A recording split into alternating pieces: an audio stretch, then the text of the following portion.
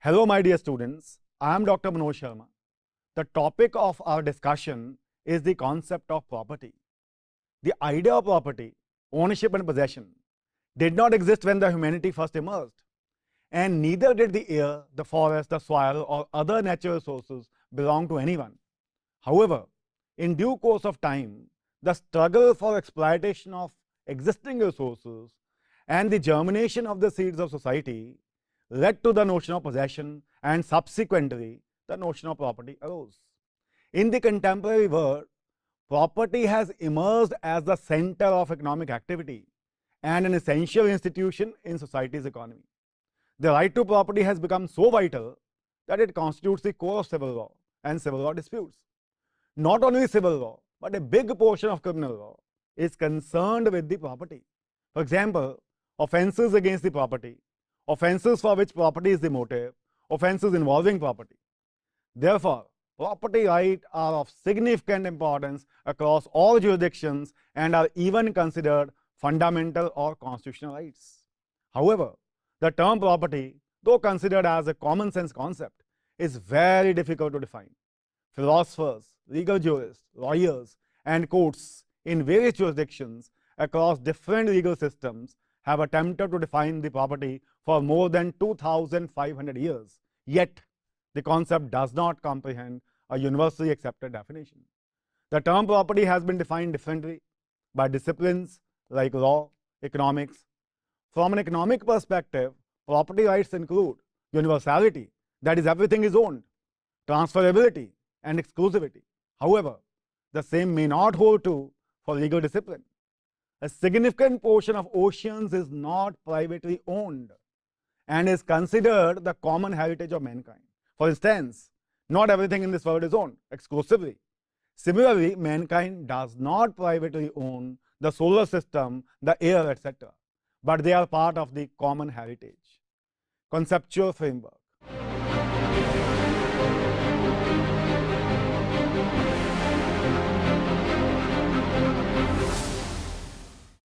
The Roman law recognized the notion of absolute ownership, dominion, to the exclusion of others.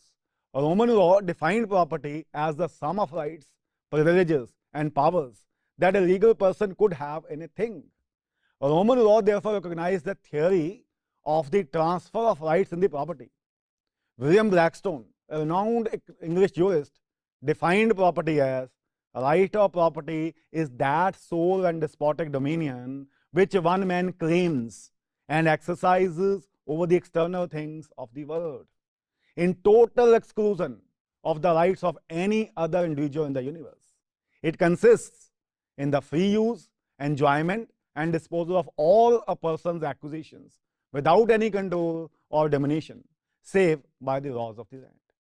In legal parlance, property involves a complex relationship between various persons regarding various things which may be tangible, like lands, buildings, goods, etc., or intangible, like patents, copyrights, etc.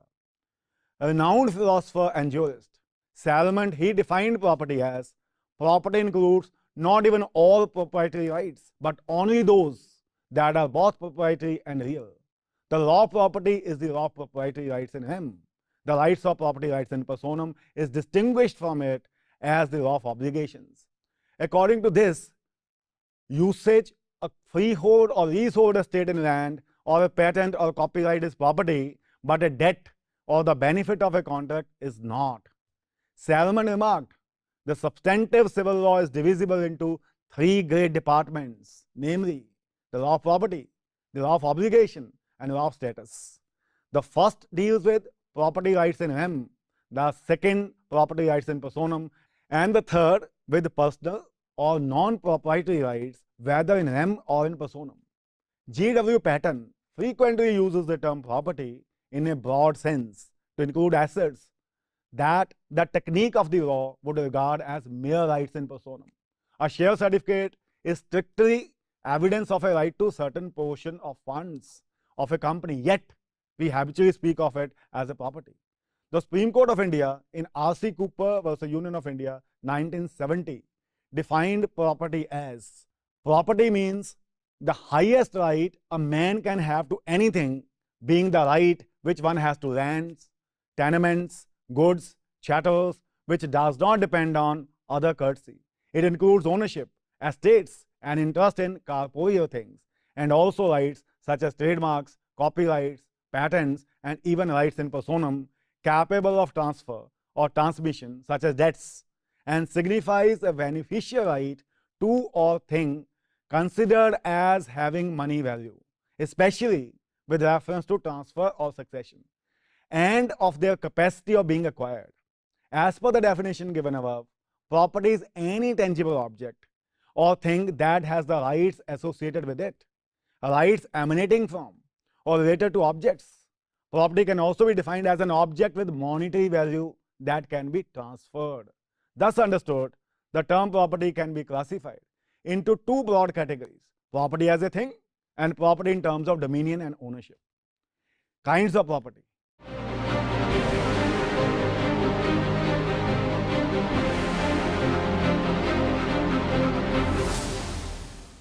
Tangible and intangible.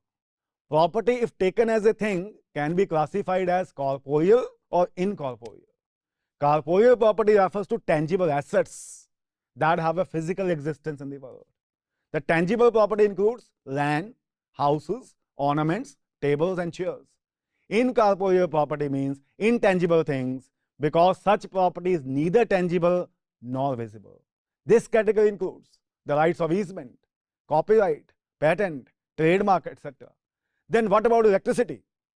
However, in the case of theft, electricity must be treated as tangible because theft involves movable property and the movement pertains to tangible things. But confusion arises if by property we mean a right over a thing. Movable and immovable property. The distinction between movable and immovable property is also based on the nature of the things. Things that can be moved are referred to as movable property, while things that are fixed to the earth and cannot be moved are considered as immovable property. English law refers to movable property as chattels, while land is considered immovable property. Chosen action and chosen possession. According to Old English law, individuals could choose to possess personal things or assert their rights through legal action. All personal rights to property that can only be claimed or enforced by action, such as the recovery of loans, are included in the choice of action. Choosing in action includes intangible rights and properties that change ownership through possession. Real and personal property. Under English law, it was not the claim but the result of a legal action. If a judgment was for the recovery of specific rights, the action was real. But if the judgment was for damages only, it was personal. Since under English law it was land only that could be specifically recovered, the term real used to be conveyed by land.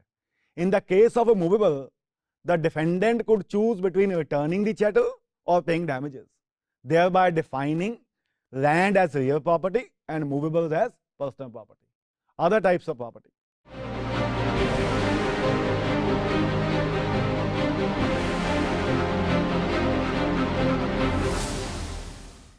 Fungible and non-fungible. The term fungible means exchangeable. In ordinary dealings, people typically determine the value of movable things in the fungible property based on numbers, measurements, or weight. Such items are classified as non-fungible. Consumable and non-consumable property. Consumable property includes movable things that people use or enjoy by consuming or alienating them, such as petrol. The Indian legal system accepts the classification of property into movable or immovable property. Property in terms of dominion and ownership.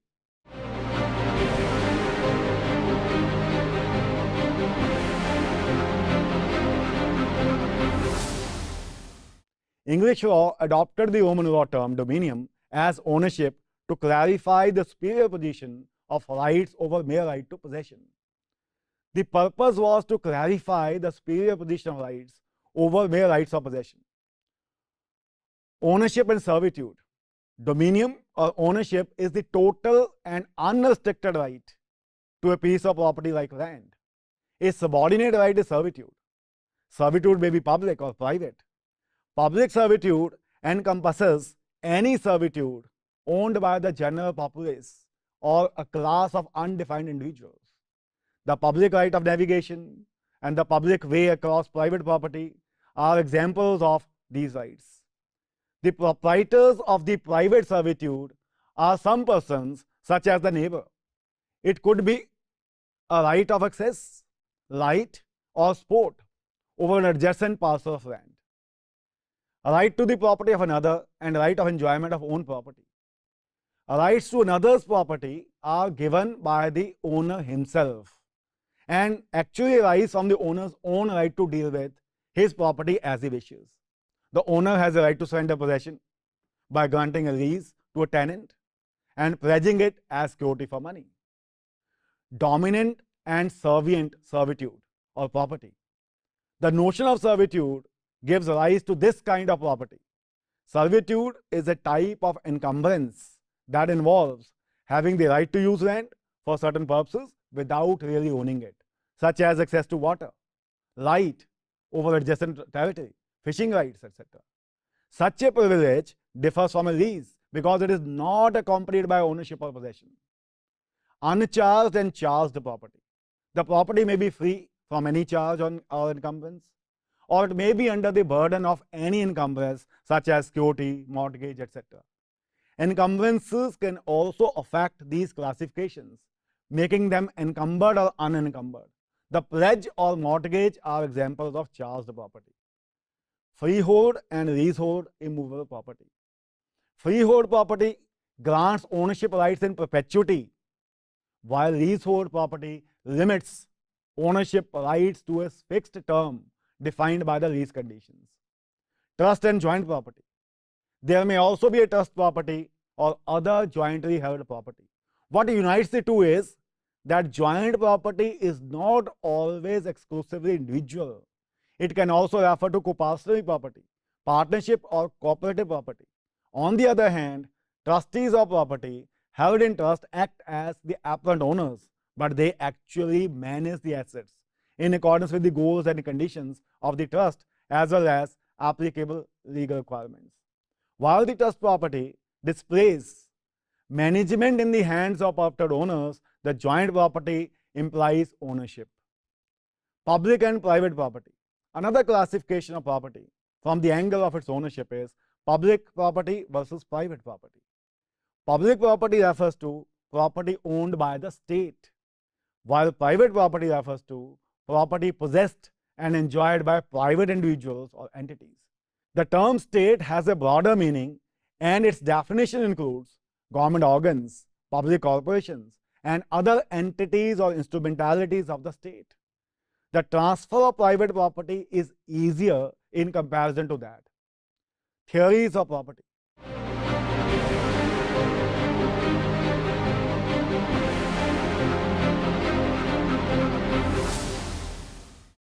Occupational theory. According to occupational theory, individuals acquire property by taking control of unknown things through occupation. Jeremy Bentham, in his book Limits of Jurisprudence Defined, argues that property came with the law and not before it. In his words, till law existed, property could scarcely be said to exist. Property and law were born and died together. Take away the law and property is at an end. Labor theory. The proponents of labor theory argue that property belongs to the tiller, who is the one who produces the thing named property. The supporters of this theory, like Karl Marx and Spencer, and also ancient Hindu smritikars like Yajnavalkya, believe that property is the product of the efforts and labor of an individual. Metaphysical theory. According to Hegelians, some control over property is essential for the proper development of personality. Hegelian argument goes, the community has slowly evolved from status to contract, from group holding to individual property. Liberty has grown in the process, and it is the control of property that makes the man free. Some authors refer to such an approach as capitalistic. State-created property. E. Jenks, in his book Law and Politics in the Middle Age, puts forth his view that private property is the creation of the state and has been achieved only after a long struggle with the law.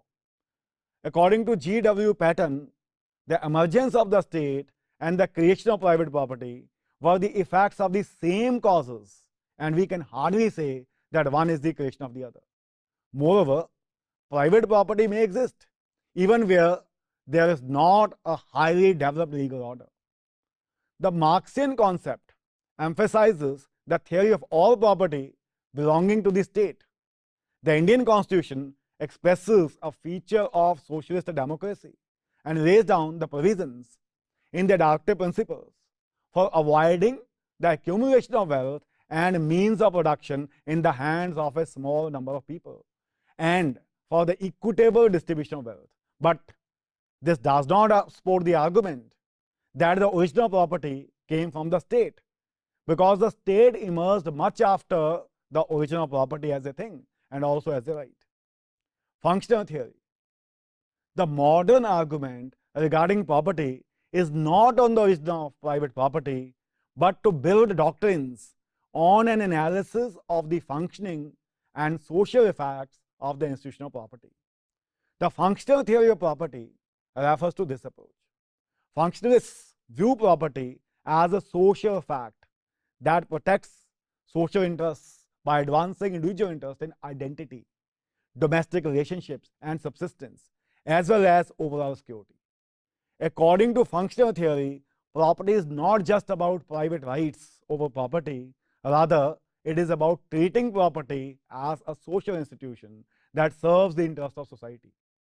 Over a period of time, there has been a complete revolution in the legal approach to property. Although the area of complete freedom is gradually being restricted, the owners still retain many sovereign rights. The functional theory is not a theory of the original property, but an approach to its effects and functional aspects. Psychological theory. According to this theory, individuals own property to satisfy their psychological instinct of acquisition. Hobbes refers to such instinctive behavior and the quarrelsome situation of mine and yours. Roscoe Pound supports this theory of property, and so does Jeremy Bentham when he says property is altogether a conception of mind. But some authors criticize this theory, calling it Henry Maine's imaginative reconstruction. However, one cannot dismiss the psychological instinct of acquiring and exclusively holding property. Historical theory. In his book, Ancient Laws, Henry Maine makes the point that property formerly belonged to vast societies made up of patriarchal people rather than to lone individuals or even isolated families.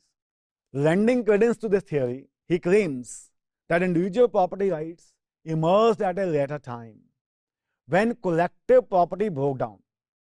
Roscoe Pound also feels that the initial form of property was collective property, which dissolved into family property. The historical school envisages three stages of the development of property. The first is the inclination that people have formed to accept situations as natural. In the second stage, the idea of possession in law and fact gradually evolved as a juristic concept. And the third stage of legally created ownership is pure legal ownership with prescribing rights attached thereto. Modes of acquisition of property.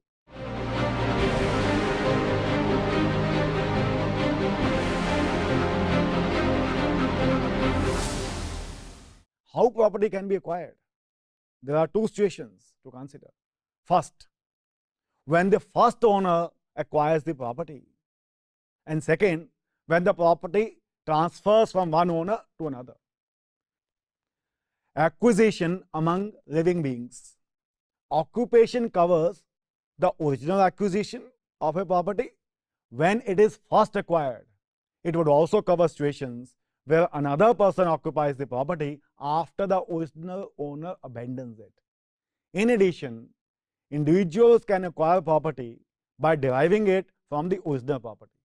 Furthermore, this would also encompass situations where the existing property is used to create a new one. Acquiring a title from someone without their consent. Such acquisition may be in the following modes: by the happening of an event. A river in flood may tear away a portion of its land and cast it against the ground of B. By operation of law. The examples are bankruptcy, execution against the property, and expropriation, that is, the acquisition in public interest. By the wrongful act of acquirer, adverse possession is one of the prime examples of this, bringing into play the rules of prescription. Acquisition of title by consent of the owner. Such acquisition constitutes a juristic act wherein there is an agreement and delivery of possession along with or without some formalities prescribed by the laws of the legal system, like registration of a sale deed, mortgage, lease, gift, etc. Succession on death. Succession of property is divided into testamentary succession. The testator establishes testamentary succession by means of a will. Under it, the successor inherits the property of the deceased as per his will. Second, intestate succession. It is the succession when the deceased has not made a will. That is, when he dies intestate. The law of intestate succession, such as the Hindu Succession Act and the Indian Succession Act in India, govern the succession in such cases. Conclusion.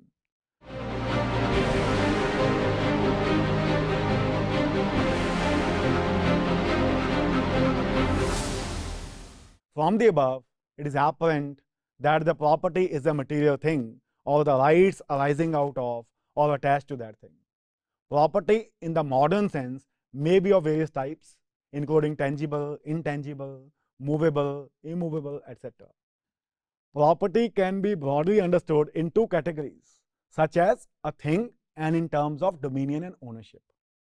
All the theories of original property hold a different but a consensual opinion in one aspect, that the property originated as a thing and later on became a right.